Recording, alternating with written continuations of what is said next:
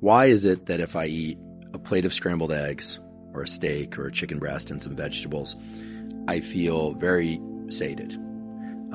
And unless I did some hard resistance training, I'm kind of good with that. But that if I eat any of those same foods and one piece of a baguette or one forkful of pasta, that then I want a lot more pasta and I want half the loaf of bread. Why is that? Is it the blood glucose response? Is there something about carbohydrate at the level of the mouth? I mean, what is it? A former guest on this podcast, Dr. Diego Borges, who studies gut-brain sensing, explained to us, and that this is separate from the microbiome, that we have receptors all along the length of our gut from our mouth out to the rectum that are sensing the amino acids and are looking for those essential amino acids, but also sensing sugar and things like that and signaling to the brain about how much more we should eat of a given food or forage for a given food.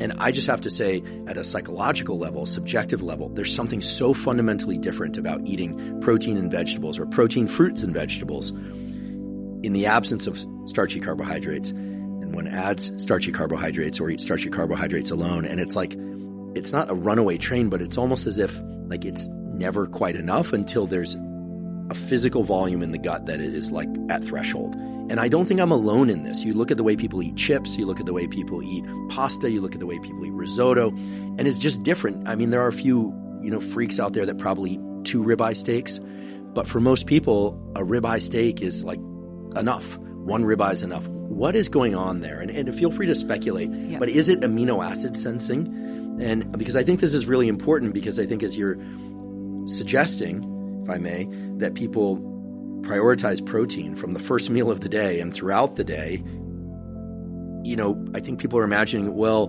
gosh, what happens to my pasta? What happens to the bread? What happens to all these things? And, they're perhaps overlooking the fact that eating protein, vegetables, and maybe fruit, maybe a little bit of starch is just a completely different experience than eating starch alone or starch in larger volumes. Now, I'm going to speculate here. The foods that we have access to are highly palatable. And potentially we weren't necessarily designed to have access to those kinds of foods. And this kind of moves into this idea of something called the protein leverage hypothesis. And the protein leverage hypothesis is that individuals will continue to eat, and this is one way people explain obesity, is that individuals will eat to satisfy an amino acid need. Now, your original question was, when we eat carbohydrates or risotto, there is a component of blood sugar regulation that happens. So as you go beyond that 50-gram threshold, you tend to release more insulin. So there's an insulinogenic effect of dietary carbohydrates, which some people will experience as lower blood sugar. We've all had that experience where not all, but eating your kids macaroni and cheese and then you just can't stop. And then you probably feel very tired. There's an ebb and flow of blood sugar. The interesting thing about dietary protein is you will hear people say, I'm going to reduce my dietary protein because it's insulinogenic as well. So dietary protein does cause a phase 1 insulin release, and that's preformed insulin in the pancreas. It is a component for muscle protein synthesis, but it is roughly 20% of the insulin response and the same amount of carbohydrates.